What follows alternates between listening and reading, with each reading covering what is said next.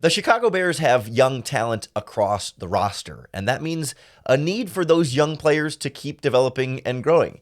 And it just makes me wonder, with so much reliance on so much young talent, are we expecting too much that all of these players are supposed to all get better and grow into starting caliber roles? You are Locked On Bears, your daily Chicago Bears podcast. Part of the Locked On Podcast Network, your team every day.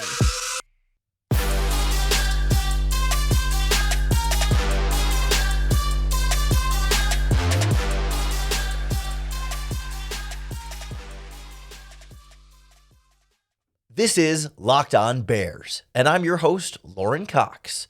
I'm here to bring you your daily, in-depth Chicago Bears news and analysis.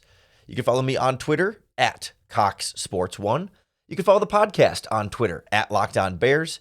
You can like Locked On Bears on Facebook. Join the Locked On Bears Facebook group for even more Bears talk. And make sure you hit that subscribe button on the Locked On Bears YouTube channel to keep up with all of our video podcasts as well. Thanks for making Locked On Bears your first listen today. We're part of the Locked On Podcast Network, your team every day, and we love our everydayers here on Locked On Bears. On the show today, I want to look at the kind of pressure that's on these young players in Chicago to develop and grow into starters and the stars of the future on this Bears team, and whether the expectations are appropriate here for how many players are going to get better and how much better they're going to get, and really the reliance on this Bears coaching staff in order to do so. You know, on yesterday's podcast, we talked about just the bright future when you have so many young players, and that they have the quarterback position pretty well secured, and they've got, you know, the draft capital and the cap space for the future. So like there's a bright future here, but that comes with then the feeling that these younger players are going to get better. And statistically speaking, not every young draft pick on this Bears team is going to develop into a starter, into the kind of player you hope they can. You aspire that all these players will get better and get bigger and better roles, but statistically speaking, not all of them are going to do so. And it raises the question to me of whether or not we're expecting too much and what we should expect. And in particular, I want to focus on a couple of position coaches that have a lot of responsibility on their plate, including an offseason coaching change on this Bears coaching staff that no one's really talked that much about. And I've got my own like Brian Windhorst lean back, fingers up theories about what might have happened in one position group in particular. But I want to start like big picture, what the Chicago Bears are asking for across this roster from the young players and from their coaching staff in terms of development and in terms of asking your coaches to take the players that you have and help them grow into bigger and better things. That you look at a lot of different positions on this team, they're expecting young players to get better, to where if that young player does not get better, you're going to be in some trouble at a number of positions. I mean, obviously it starts with Justin Fields. There's an expectation that he's going to continue to grow and get better, and all indications have been, and the signs have all been steady progress in that direction. This is not like a concern about him not being able to do so, but just more, he's the first one on the list of like, yes, the Bears need Justin Fields to grow and get better and continue to improve. And that falls on the quarterback's coach, Andrew Janocko. I think when you look at the wide receiver position, there's some young guys there that you want to grow, but you feel like there's some stability there with DJ Moore and Darnell Mooney at the top. Like, you know, you've got some really solid veterans there, plus some young guys. Like, that's the best position to be in, right? Is have your position with some solid veterans and then also some young guys growing behind them. I think running back is a similar thing with Donta Foreman and Khalil Herbert at the top, and then Roschon Johnson and Treston Ebner kind of behind them growing into that role. But like this offensive line, you need Braxton Jones to continue to get better and to grow into like a more consistent starting caliber left tackle. And if he doesn't, you're going to be in trouble at left tackle because you don't have a go-to secondary option there. You need Darnell Wright to come to Chicago, get better, grow, and improve to become a lockdown right tackle on the right side. And you do need Tevin Jenkins to continue. I mean, he played well last season, and we feel confident that he's going to continue to do so.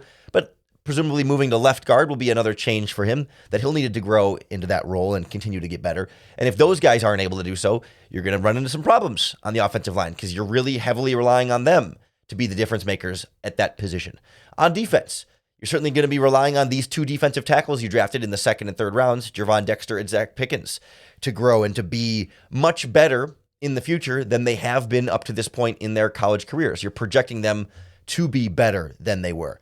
I think you could say the same thing about Travis Gibson. You need the coaching staff, the defensive line coach Travis Smith, to coach him up. Dominic Robinson, you're kind of counting on him to keep growing. And even like DeMarcus Walker and Rasheem Green, the free agents, like they're brought in having decent recent seasons, but need them to continue to be better than they have been throughout the rest of your career. You're projecting all these guys that you need them to come to Chicago and be better than we've seen them up to this point. And it's not to say that they won't. Many of them will. In fact, most of them likely will be better, but perhaps not all of them. And that's sort of the concern. I mean, even you move it back to the cornerback in the secondary position, like Kyler Gordon needs to be a heck of a lot better this year and in future years than we saw from him as a rookie. You need Tyreek Stevenson, the rookie this year, to come in and continue to grow from what we saw from him at Miami and Georgia before that. And Jaquan Brisker needs to continue to get better, although he played pretty well as a rookie. We're not concerned about Brisker the same way we might be concerned about Kyler Gordon. But it just feels like, okay, you look across this roster across the board. It's like you need like there's all these positions where you need the players to be better or else when it comes to young guys at quarterback, at offensive line, at multiple positions on the defensive line, and at cornerback. That if any of the young guys at those positions don't get better, if Braxton Jones doesn't improve, if Darnell Wright doesn't keep getting better, if Kyler Gordon doesn't turn things around and get things better, if Travis Gibson isn't taking steps forward, you're going to start to be in some trouble at those positions. The Bears have repeatedly expressed a high level of confidence in their coaching staff as really good teachers is the word they keep using. Ryan Poles and Matt Eberflus have referred to their coaches as great teachers of the game. And that's great to say out loud, and that's great to have as the idea. Every team thinks their coaching staff are going to be great teachers of the game and are good at developing players. But of course, that's not the case. There are plenty of examples. We've seen it throughout Chicago Bears history where a position coach or a coordinator isn't ultimately able to develop players the way that you might like them to. And I want to take a closer look in particular, first with the offensive line and offensive line coach Chris Morgan, next on Locked On Bears. The Locked On Bears podcast is brought to you by Bilt Bar, the world's best tasting protein bars. I eat one literally every single day. I've been eating them every day since we first started partnering with Bilt Bar like 2 years ago. Like I've probably had over 500 Bilt Bars since we first, in the last couple of years here. This is a really important part of my daily diet. I have to keep myself from only eating more than one because I could go through them like that because they taste like candy bars. They're soft, they're easy to chew, covered in 100% real chocolate. But most importantly for me, they're good for you. They're low sugar, low calories, high fiber, and high protein. It's the perfect food that satisfies that sweet treat while also meeting my nutrition goals as part of my own fitness goals and getting the kind of nutrients and macronutrients that I want for my body. They come in a bunch of delicious flavors. I've been loving the raspberry as of late, but hey, Bilt.com's got such a wide variety you can check out anytime you want. But if you want to get them even quicker, you can head over to your local Walmart or Sam's Club to get them in person. Also, if you live anywhere near a Festival Foods, my local Festival Foods has Bilt Bars in them as well. But at Walmart, they've got 4-bar boxes of cookies and cream, double chocolate, and their coconut puffs. And if you're near a Sam's Club, you could go in and get a 13-bar box of 2 of my favorite flavors, Brownie Batter Puff and Churro Puff. Try them for yourselves. You'll thank me later. It's so hard in the NFL to really tell how good a position coach is. It's an impossible task. And often you might think a position coach comes in with a reputation and then maybe they don't end up doing as well with your team, but maybe they do better with another team. And it's hard to measure like, okay, when a young player is good and gets better, how much of that is coaching and how much of that is just he was a really good young player. And pinning that down is not something we have any real way of measuring in an effective tool. And so I want that to be sort of the asterisk here over just offensive line coach Chris Morgan. I feel like my premise here is not I think he's not a good coach. I don't know how good of an offensive line coach Chris Morgan is. I don't know how good most of the Bears position coaches actually are. And the question I want to pose here is, do we know if Chris Morgan is a good offensive line coach? I think the answer is no, we don't know whether he's a good offensive line coach, but I think there's some interesting ways to sort of look at this. And I think generally across the NFL, how many really good offensive line coaches are there? That's like offensive line coaches that you think like, man, that team consistently develops and churns out offensive linemen that come out of nowhere, build up in that system, and leave getting better. I think there are two. There's the Eagles offensive line coach, Jeff Stoutland, consistently develops a good offensive line there. They also invest a lot in the offensive line there. And then Dante Scarnecchia from the New England Patriots, who has retired and then unretired and retired and then unretired. And I believe he is no longer their offensive line coach anymore, because I think he retired again not that long ago after being back for a little while. Yeah, they do have a different offensive line coach now. Those two guys have like ironclad reputations as great offensive line coaches.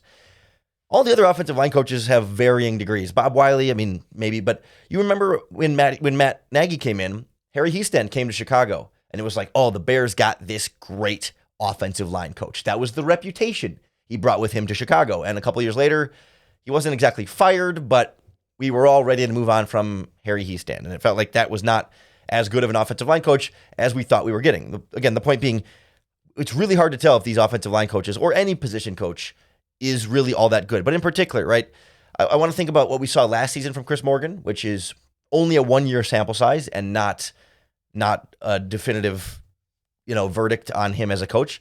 Certainly, Tevin Jenkins moved into right guard and played really, really well. And it requires some coaching to teach a player a generally new position on the offensive line during training camp. Certainly, there's some evidence of good coaching there from Chris Morgan. You wonder, okay, was Tevin Jenkins just naturally gifted? Jenkins had a different offensive line coach the year before when he played well at right tackle and had already played well entering this season. So how much coaching did it take to make Tevin Jenkins good at right guard? We don't know. And again, that's sort of my point here. Same thing with Braxton Jones at left tackle. Like, did Braxton Jones get better from week 1 to week 18? Incrementally, but I mean, he won that starting job right away. We heard in like OTAs and training camp that Braxton Jones was like in the starting lineup and winning that before the coaching staff ever really got their hands on him to teach him a lot about offensive line play. So, do you give Chris Morgan credit for a young player like Braxton Jones locking down the left tackle job, or was Braxton Jones, did he come to Chicago already good enough to lock down that starting left tackle job? And have we seen Braxton Jones get better over time? I'm not sure. I think he did get better. He settled in more, but how much better and how much of that is coaching? It's kind of hard to tell. You also look and see Sam Mustipher didn't really get better under only 1 year of Chris Morgan's tutelage. Larry Borum lost his position battle and never really showed much improvement from there. Alex Leatherwood didn't really take steps forward just yet under this coaching staff, which again, 1 year is not a sample size to say, okay, this coach is doing a good or a bad job in either direction. But you can look back, before he came to Chicago, I think I had some of these questions about him from his previous stops. 1 year as the Steelers' assistant offensive line coach in 2021, we'll call it a 1 year sample size. How can you really tell? But he spent 6 seasons with the Atlanta Falcons offensive line from 2015 to 2021. And, they had offensive line questions during a lot of that. They didn't invest a lot in the offensive line either. And that's part of the problem here. It's like, okay, how much is the talent that they had? And how much is the coaching staff and the position coaches working with that talent? I think the red flag that comes from Atlanta for me is that they drafted Chris Lindstrom and Caleb McGarry in like 2019 or 2020 early draft picks, and they both struggled quite a bit early in their careers there. And then Chris Morgan leaves in 2021, and the last couple seasons, Lindstrom and McGarry have had their 2 best years of their careers, and they just cashed in for really big contract extensions after years, especially with McGarry, of feeling like maybe McGarry was a bust. Maybe McGarry was going to be on the bench. Maybe he wasn't going to be a long-term starting tackle option in the NFL. Chris Morgan leaves, those guys get better. Is that just timing for them getting later in their career and more experience, or was there a difference in coaching? Again, we don't know that, but it just makes you question, do we know whether the Bears have a really good offensive line coach who can develop Braxton Jones and make him better, who can develop Darnell Wright and make him better, and can continue to develop Tevin Jenkins? And because I don't think we have a definitive answer either way. The Bears say he's a good teacher. Everything about him seems like a nice guy. Darnell Wright seems to love him. This is not here to say like, hey, we should all hate Chris Morgan and we should all think he's we should want him fired. No, that's not what I'm saying at all. But when we talk about how much pressure there is on developing these young guys and seeing if you can get these young offensive linemen to play better as their career moves forward, it's important to feel like you've got a coach that can do that. And I don't know. I don't know if the Bears say so, and we can certainly take their word for that and give them some benefit of the doubt and some trust in him as an offensive line coach. But let's see, right? That's my whole point. Is let's keep tabs this season on how much the young players get better. Now, if we go a couple years in a row now where it doesn't feel like younger players are improving on the offensive line, then we can start to question how good the offensive line coaching actually is. And if Darnell Wright keeps getting better, and if Braxton Jones keeps getting better, and Tevin Jenkins has another strong season, then we can look and say, okay, the Bears got a good offensive line coach. We're feeling pretty set about our ability to develop players at those positions. That's the whole question I want to ask, and something we should keep an eye on here as we move forward, because now you've got a first-round pick invested at right tackle. You've got a promising young fifth-round pick who has shown promise, and a second-round pick in Jenkins. Like, there is the team investment. So then if your coaching staff is good, those players should keep getting better because they've shown you a lot of reason why they should keep getting better. I'm also curious about how this plays out at the cornerback position, because quietly this offseason, the Bears cornerbacks coach left and they replaced him.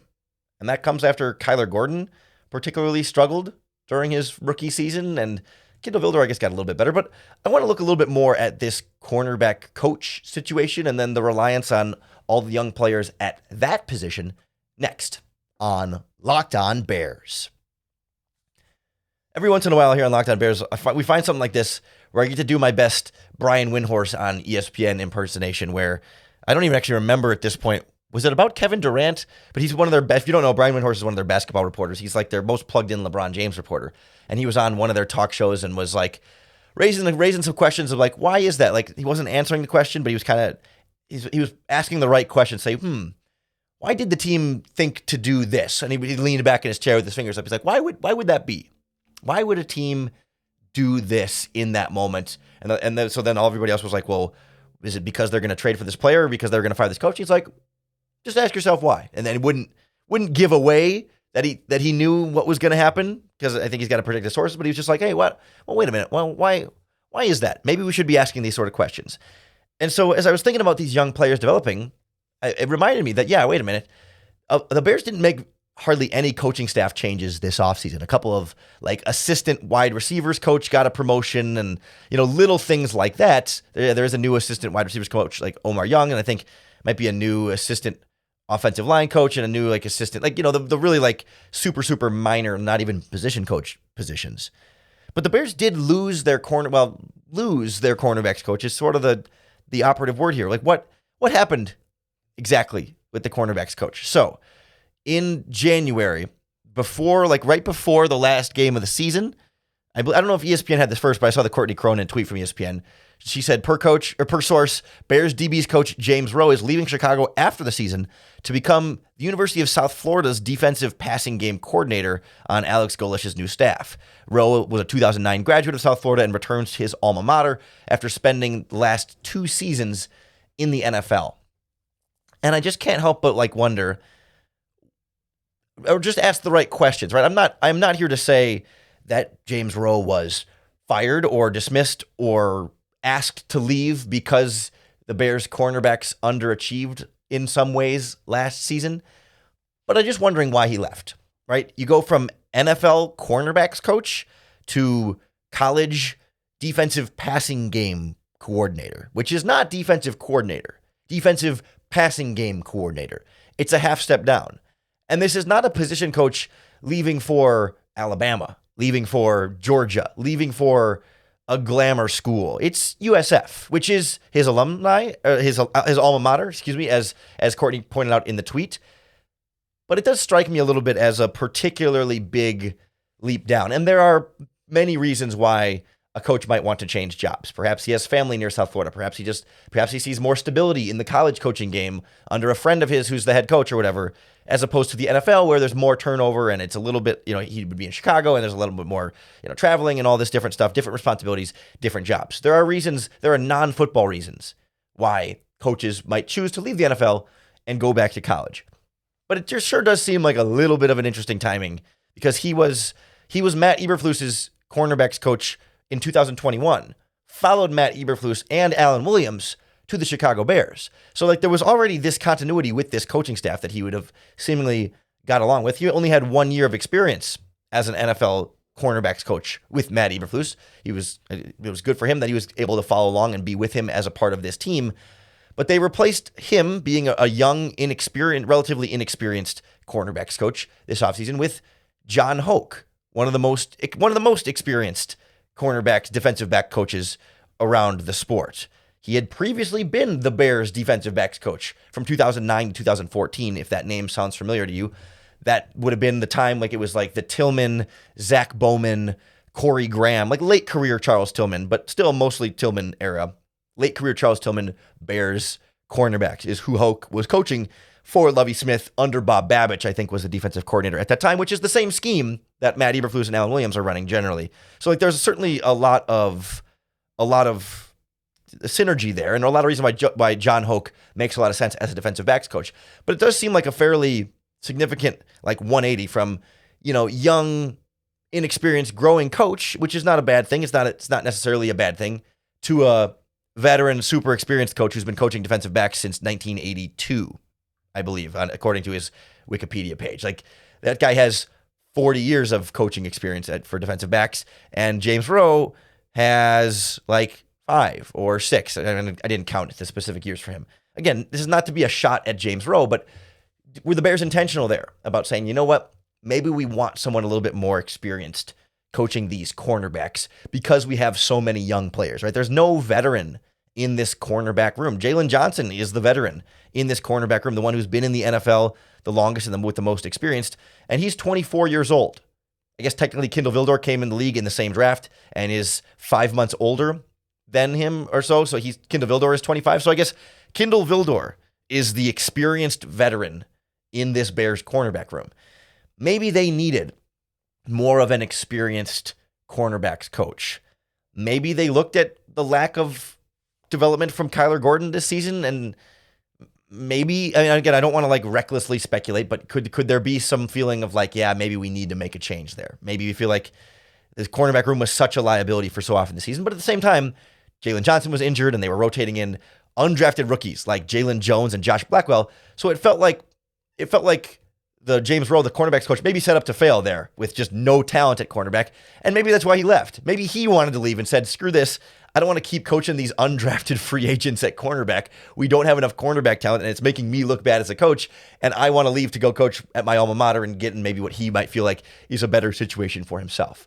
Again, I'm not trying to go too tinfoil hat conspiracy theory here on the defensive backs position, but it is an interesting thought as we kind of figure out how the Bears are going to develop these players and whether or not a more veteran defensive backs coach might be able to get more out of Kyler Gordon and get his career development more on track. Continue to grow Jalen Johnson and push him to another level. And of course, Tyreek Stevenson comes in and another rookie in Terrell Smith. Like these are young, malleable brains and minds for John Hoke to coach at defensive back, and you hope that his experience, he's been around the gamut here and has knows this system well. He's the one new coach on this coaching staff, and that was interesting to me as we talk about evaluating these assistant coaches and these position coaches' ability to grow and develop the players on this team. Cornerback was one spot where it was shaky last season, and it's also then one of the only spot that they made an actual position coach change. We'd love to hear what you think about these Bears position coaches, your level of confidence in the offensive line coach, in the cornerback, in the change at the cornerbacks coach, what you think about these different position coaches and how you feel about the Bears being able to develop these young players. Let us know in the comments here on the Locked On Bears YouTube channel. You can tweet us at Locked On Bears. You can post in the Locked On Bears Facebook group to keep the conversation going there as well. Just however you do it, make sure you hit that subscribe button on YouTube or wherever you get your podcasts. That's going to be the best way to keep up with all of our daily, in-depth Chicago Bears news and analysis.